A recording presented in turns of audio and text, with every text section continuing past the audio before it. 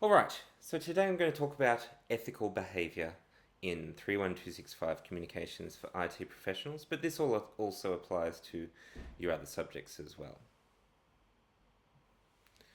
So one main issue is plagiarism.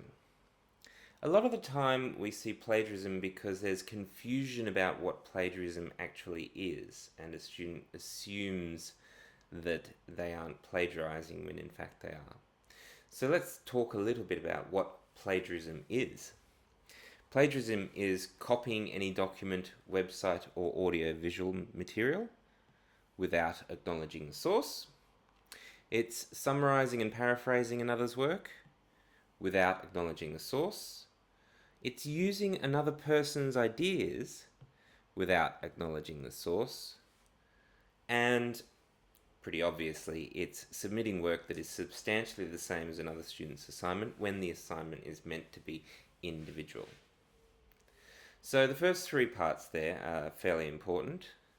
So we've got what people would normally understand to be plagiarism, which is copying any document, website, or audio-visual material, text for instance, without acknowledging the source. And most people would know that you can't just copy text from a document straight into your report without saying where it came from, because that's not your own work.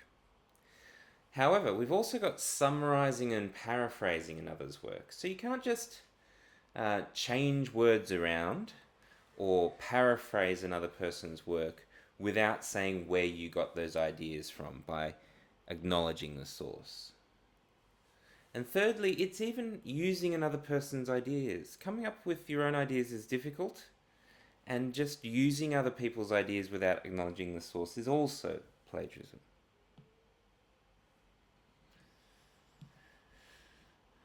So let's talk a little bit about what this might look like. Here's a sentence from Nanaka and Takeuchi's 1995 classic on knowledge management, The Knowledge Creating Company. And as we have already seen, it is this ability to create new knowledge continuously that becomes the source of competitiveness in the knowledge society. So here we have a sentence that's in the book, The Knowledge Creating Company. So what was submitted in the student's assignment was this following sentence: the continuous creation of new knowledge by a company is the source of competitive advantage in today's knowledge society. So you can see it's not the same sentence. There's some bits that are similar, some bits that are different. Is that acceptable? Well, no. Actually, this sentence is extremely similar to the original. It actually has some text that is identical. And we don't know that it was actually Nanaka and Takeuchi's work that was the basis for this sentence from reading the student's assignment. The student hasn't acknowledged the source and said where these ideas came from. So, what do they do? Okay, here's the second try. Nanaka and Takeuchi, so that's the reference to the source. Nanaka and Takeuchi are the authors of this work. Here is an in-text reference, 1995, page 96. So they say where it is in the book. They note, so it's not you coming up with this idea, it's Nanaka and Takeuchi note that the continuous creation of new knowledge by a company is the source of competitiveness in the knowledge society. We can see that that's the same text. We've got the source of competitiveness in the knowledge society. So when the student uses identical text, we need quote marks. Is that acceptable? Yes.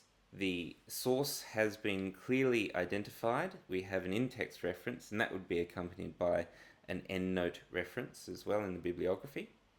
And where the text is the same as the original, we have quote marks to show that this is a quote.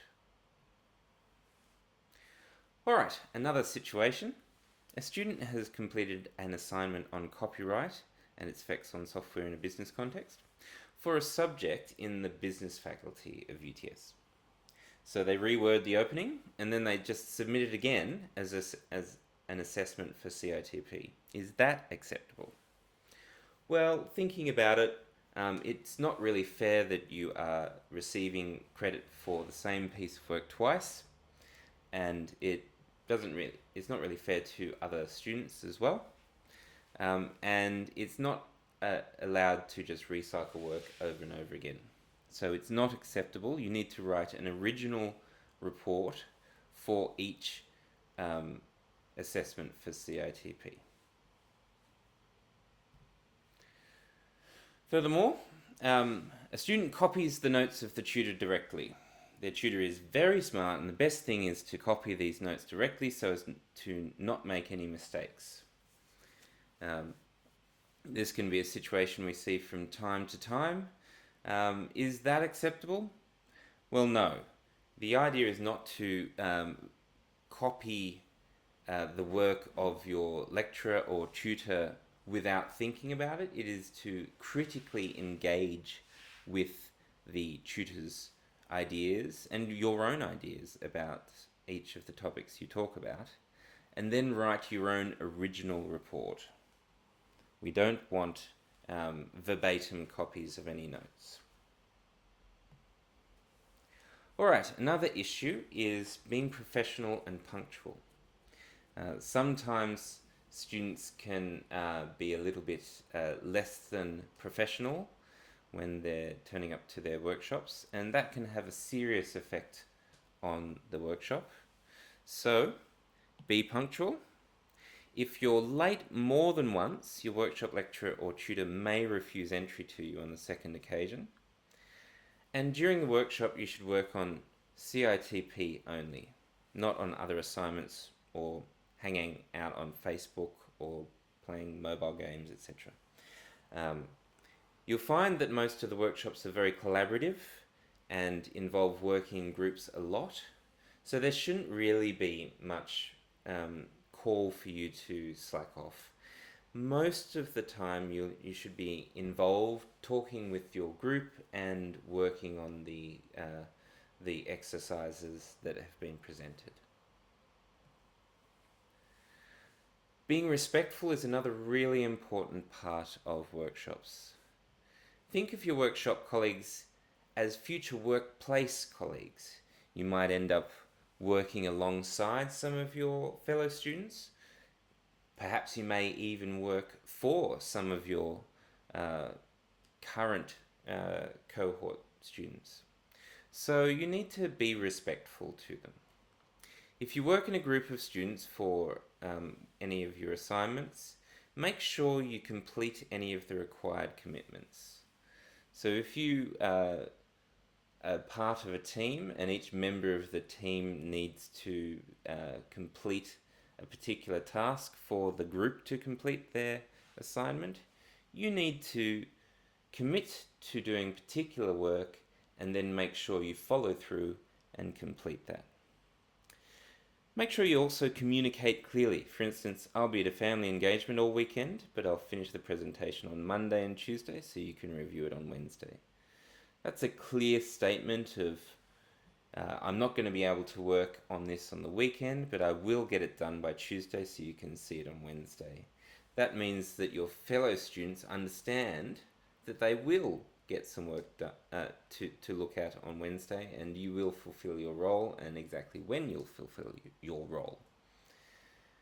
Sometimes it may seem sensible just to expect everybody to know what they're meant to do, but it's actually much easier to communicate clearly, and then students understand where everybody stands. Finally, the workshop should be a safe space for all students to learn to communicate. There will be times when fellow students are trying out speaking in front of the group for the first time. Be supportive of your fellow students. Don't sit at the back and snigger or talk amongst yourselves and distract the people who are giving a presentation. Instead, give your full attention and try and offer supportive critiques rather than critical critiques only. Alright, thank you very much. This is the end of this particular lecture. There is one other thing I want to mention. The Central UTS has organized this website called Avoiding Plagiarism. This goes into what plagiarism is in greater detail and gives you more help. It also has a tutorial with exercises on various topics and a quiz. So that's one thing to look up about plagiarism if you're confused at any time. Another issue is harassment. Now there'll be another message sent out about this, but this website here has Shouts, which is a video about sex-based harassment, discrimination and bullying out of UTS.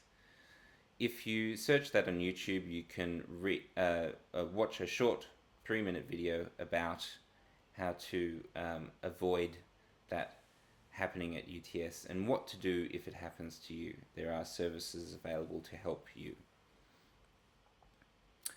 Thank you very much.